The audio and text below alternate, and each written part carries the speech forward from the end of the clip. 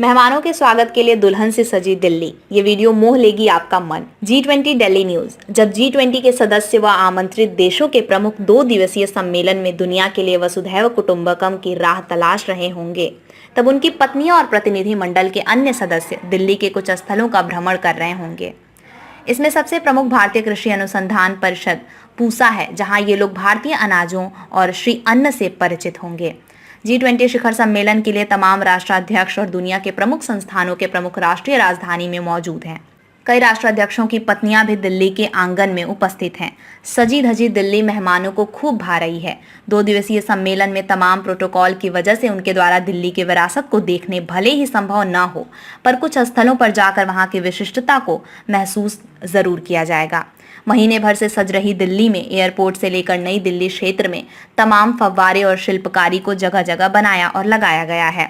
मेहमानों के लिए एयरपोर्ट से होटल तक के रास्ते को इस तरह से सजाया और संवारा गया है कि दिल्ली ही नहीं बल्कि देश की सांस्कृतिक विरासत की झलक पहली नजर में दिख जाएगी।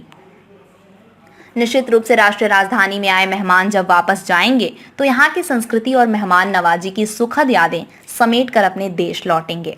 जब G20 के सदस्य व आमंत्रित देशों के प्रमुख 2 दिवसीय सम्मेलन में दुनिया के लिए वसुधैव कुटुंबकम की राह तलाश रहे होंगे, तब उनकी पत्नियां और प्रतिनिधि मंडल के अन्य सदस्य दिल्ली के कुछ स्थलों का भ्रमण कर रहे होंगे। इसमें सबसे प्रमुख भारतीय कृषि अनुसंधान परिषद पूसा है, जहां ये लोग भारतीय अनाजों और श्री अन्न से परिचित होंगे। प्रधानमंत्री नरेंद्र मोदी ने पौष्टिक श्री अन्न के जरिए स्वास्थ्य व पुष्ट वैश्विक समाज की कल्पना की है। इसके लिए G20 सम्मेलन से बढ़िया मौका क्या हो सकता है, जब सभी राष्ट्राध्यक्ष व उनकी पत्नियां श्री अन्न की खूबियों को न सिर्फ समझें बल्कि इससे बने व्यंजनों का स्वाद भी लें। इसी तरह जयपुर हाउस स्थित राष्ट्रीय आधुनिक कला दीर्घा में हस्तशिल्प के तमाम उत्पाद उनका मन मोह लेंगे।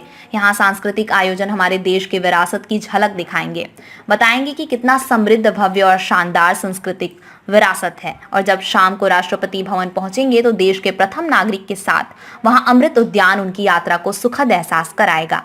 राष्ट्राध्यक्ष के लिए भारत देश की यात्रा बिना राजघाट पर राष्ट्रपिता महात्मा गांधी को श्रद्धा सुमन अर्पित किए पूरी नहीं होती है। इसलिए यहाँ भी विशेष तैयारी की गई है। रिंग रोड को आकर्षक बनाते हुए फुटपाथों को सुधारा गया है। गांधी दर्शन में चरखा काटते बापू की बड़ी मूर्ति लगाई गई है। इसी तरह गांधी सेल्फी पार्क का भी निर्माण किया गया है, जिसमें बापू की मूर्ति विभिन्न मुद्रा में है। बापू साइकिल चला रहे हैं तो बेंच पर बैठे हुए हैं। निश्चित ही गांधी जी के साथ जब विदेशी राष्ट्राध्यक्ष कुछ वक्त गुजारेंगे तब उनका भी मन गांधी जी की विभिन्न मुद्राओं के साथ सेल्फी लेने का मन जरूर करेगा। वैसे कुछ दिन पहले यह क्षेत्र यमुना के बाढ़ के पानी में डूब गया था। उस समय नहीं लग रहा था कि G20 सम्मेलन के पहले तक यह विदेशी राष्ट्राध्यक्षों के स्वागत के लिए तैयार हो जाएगा, लेकिन अब इसकी खूबसूरती देखकर अधिकारियों और कर्मचारियों की अथक मेहनत और लगन पर सराहना निकलती है। इसी तरह लाल किला, हुमायूं का मकबरा व कुतुब मीनार जैसे राष्ट्रीय राजधानी के प्रमुख पर्यटन स्थल पर धरोहरों को भी G20 के मद्देनजर विशेष रूप से सजाया और संवारा गया है।